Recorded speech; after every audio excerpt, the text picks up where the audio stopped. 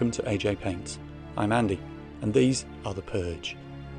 Dispassionate killing machines controlled by a hive mind, these robots are the enemies from the board game Core Space by Battle Systems.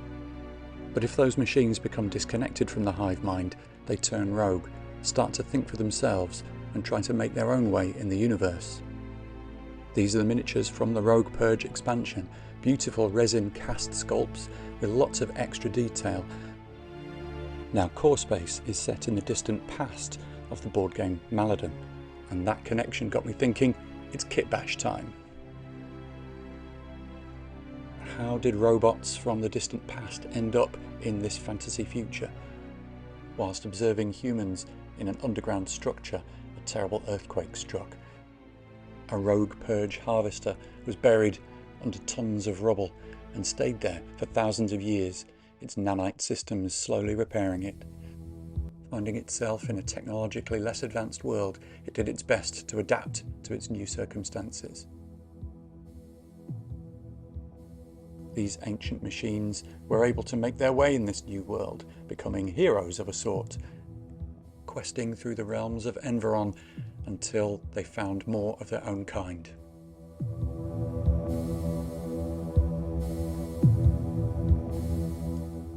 So these resin miniatures are long out of print, but I managed to get hold of, a few. Enough that I didn't mind chopping them up to turn into Maladum Rogue Purge. So here's one of them, one of my favourite harvester models. You can see that beautiful detail on the cloak there. And here it is after a quick conversion. That's a hammer from a Games Workshop kit. The arm, the right arm there, is from an assassin, and a tiny little bit of green stuff underneath to give it a pipe to connect them together. It was a pretty simple conversion, to be honest. I've not filmed it. We'll have a look at some more conversion stuff in a future video. But here, I'm going to get started in painting, kicking off with a black primer, and I'll take you through my process for painting the Purge armour. If you're not bothered about seeing the, boring armour painting bit, skip ahead to around 6 minutes where I start on the really interesting freehand stuff on the cloak. So all the armour's beige, and I'm starting off with a coat of Viejo Heavy Brown. It's a good thick covering paint, but I still put it on thinned down, just a couple of thin coats, and it goes on really nicely. Picking out the recesses is done with sepia ink. You could do it with Agrax Earthshade or some kind of contrast paint, but the ink does a good job for me. With the ink dry, it's time to move to highlights, and I'm going to gradually add in more and more of a lighter colour, this time using P3 Jack Bone, but any kind of ivory or light tan colour will do, and focusing on smaller areas just on top of the armour plates. I'm looking really for where the light might fall, so the top of the knees here and the top of the shin pads is a good place to start. Also, top of the head, not being too careful here, but I'm trying to make sure that I leave some recessed and shaded areas. Now I've mixed a little bit more of that jack bone in, and I'm focusing on a smaller area this time, again on the top of the knees. Sometimes painting the edges of armour panels is a good way of doing this, but picking out anything that's going to be bright. You can see here around the central area on the chest here, just making that glow up a little bit.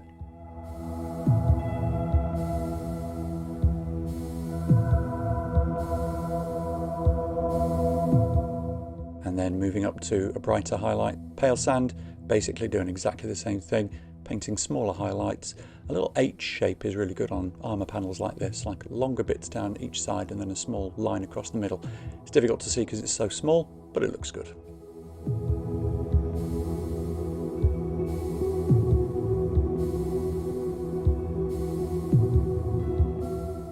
As we move round to the top of the head now, you can see part where I made a mistake. As I was removing one of the feeder gates just off the top of the resin model, it left a bit of a dent, so I made it into a feature, carved it out. It looks like he's got his brain sticking out. So with the armour panels done, it's time to move on to the cloak. The cloaks and the fabric were one of the best bits for me of painting the original Rogue Purge miniatures. I used to absolutely hate large flat areas on miniatures. They were so boring and I really didn't know what to do with them. But I turned that into an opportunity, and I thought I'd better learn how to do proper freehanding. And I spent a lot of time practicing and I upped my skills. So I'm going to show you some of the things and some of the techniques I use to do freehanding work on miniatures.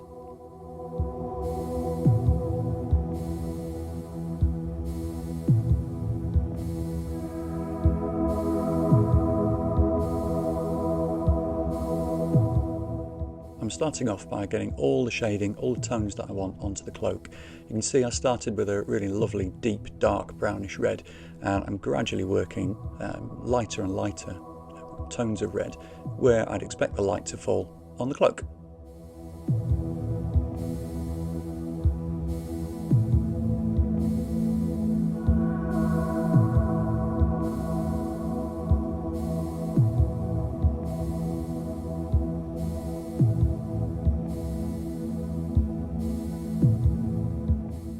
So we're almost done here with a pure red.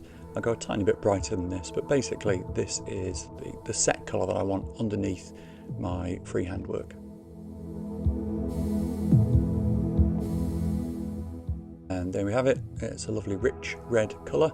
I've got the armour done, got the cloak ready to go, so let's decide what we're going to paint onto it. Painted the original Rogue Purge, I took inspiration from Battle Systems Terrain, and the graphics on the character on the left here were one of my early attempts at freehand. It was a great practice opportunity for me, and I'm really pleased with the way it turned out. So I wanted to do something similar with these Maladum themed miniatures. So I went back to the Maladum terrain this time and had a look for some things which I could apply. Now, this tapestry I thought was great. I imagined that one of these robots had pulled the tapestry down off the wall and that beautiful flower pattern would appear on that red cloak at the back. So that's the plan. I've popped it out. I'm having a really good look to see which bit of the flowers that I want to use, and I think I can match that up pretty nicely onto the back of the cloak there. Now, one trick I learned when doing early freehands was to draw it out with a pencil first. I found it much easier to control a pencil or even a pen, a technical pen. But with a bit of practice, my brush skills are a bit better now. So I'm going in with a Caliban green, a dark green, and it's really thin. Not so thin that it's running everywhere, just thin so that if I make a mistake, I can rub it out pretty easily.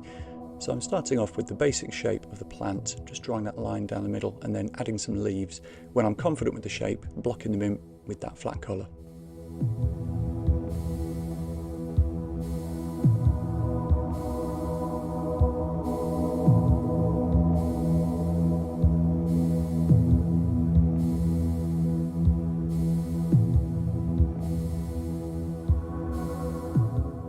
I'm not too worried about the shadows, the dark and light areas here yet. I know this is going to be the darkest of my greens, of my colours, so I know I'm just going to build up my lighter ones on top, so I'm just painting straight over the top of the whole shape.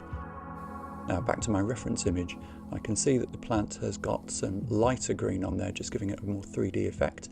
So that's the next stage I need to move on to, having a look at just painting a light, sort of a desaturated green on the top surfaces of the leaves. Everywhere where I'm happy, I'm using that to add that 3D effect. I'm also trying to avoid the deepest areas of shadow to help sell the effect that this is on a piece of folded fabric. And a real pale green here, just finishing off the top surfaces of the leaves to give them a really lovely 3D effect. Next up, it's the flowers and the fantastic covering power of Avalanche Sunset by Citadel. Really just using tiny tapping motions here to get the centre of the flower exactly where I want it. If I mess up, just get a bit of red paint and I'll fix it again afterwards. It's fairly easy to do. Rakarth Flesh is sort of an ivory colour. Just building up the leaves here, or sorry, not the leaves, the petals. Again, if I make a mistake, I'll come back in and fix that with red paint afterwards.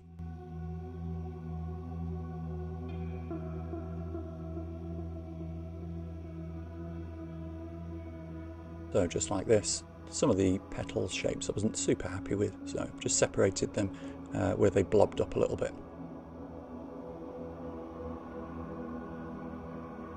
I was up for a challenge. I wondered if I could get this yellow pattern, sort of tapestry pattern on the bottom here, on the bottom edge of the Rogue Purge cloak. So I started off back with the Avalanche Sunset, and I'm trying to get a sort of stitched look here. So I'm tapping horizontal lines rather than just painting a block of yellow, allowing some of that red to come through underneath. And once I've done that, going in with a lighter yellow colour to build up some of the areas on the top and the bottom and make it look a little bit more like stitching.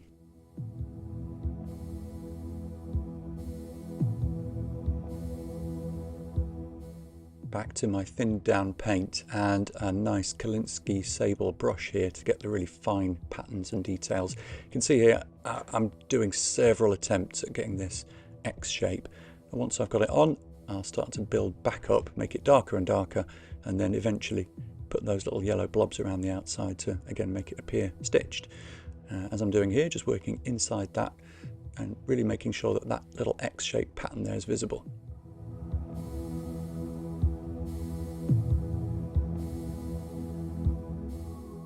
And there we go, all sorted. Really pleased with the way that that's turned out. It looks really close to the original, quite happy with that. I could have put some on the back at the bottom of the cloak, but I thought just these two little bits at the front was enough. It took enough time to do, so I was happy with that. So off camera, I finished up the rest of him. Bit of detail on the lights, painting up the weapon, making his hammer look really rusty, and painting that arm from the assassin, and giving him a good coat of boring grey on the base, like I always do. I'm super happy with the way it's turned out. Really, really pleased. It's going to look fantastic on my Maladum table. But I also thought it might be nice to just compare that to the original Rogue Purge miniature. I enjoyed painting the first time round the Rogue Purge, and I've really enjoyed this one too. So I hope you get a chance to do this as well. They are difficult to find, these miniatures. They sometimes pop up on eBay for big money, and there might be a chance that they're available for 3D printing at some point in the future, in which case maybe digital kit bashing is an option for you as well. Anyway, more of these to come. I've got a few more of these lined up, a few more of these videos. But as always, thank you for stopping until the end, and I'll see you again next time.